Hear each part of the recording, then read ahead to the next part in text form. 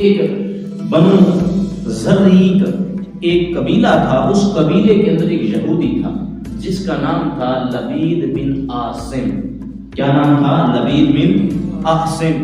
اس یہودی نے کیا کیا کہ جب اس دشمنی کے اندر آ کے پیارے محبوب کے ساتھ دشمنی کی وجہ سے اس نے کیا کیا، اس دشمنی میں آ کے تاجدار کائنات پیارے محبوب علیہ السلام کے اوپر سحر جادو کر دیا، پیارے محبوب پہ جادو کر دیا۔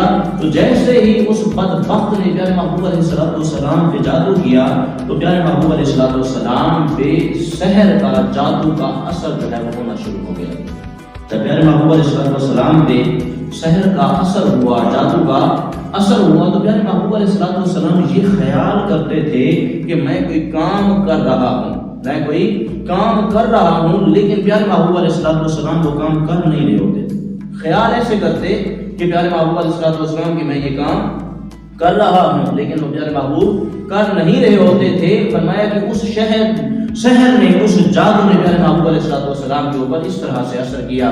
تو فرمایا کہ اس بدبخت نے کس طرح سے جادو کیا؟ فرمایا کہ اس نے پیارے محبوب علیہ السلام کے جو ہے بالوں کے اوپر، کنگھی کے اوپر، جو کنگھی کے اوپر بال تھے ان کے اوپر جادو کیا، اور ایک گہرے کنویں کے اندر جو ہے اس کنگھی اور بالوں کو، جن کے اوپر اس نے جو ہے سحر کیا تھا، جادو کیا تھا، اس کے اندر جو ہے کنویں کے اندر جا کر ایک پتھر کے نیچے جو ہے وہ دفن کر دیا۔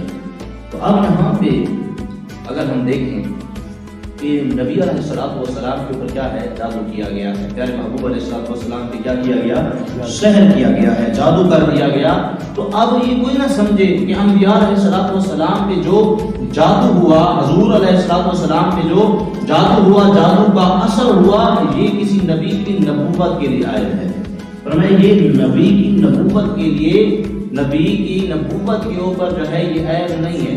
کیوں؟ وجہ یہ ہے کہ نبی علیہ السلام اجسام میں، زخموں میں، کھانے میں، پینے میں، ذہن کے اثر ہونے میں، قتال میں، قتل ہونے میں، اور بہت سارے دوسرے فتنوں میں جو ہے وہ کیا ہیں، ہمارے ساتھ ہیں۔ ان کے اوپر جو ہے وہ دوسرے جو ہے یہ فتنوں کے اندر تمام انبیاء علیہ السلام جو ہے وہ مبتلا ہوتے رہے۔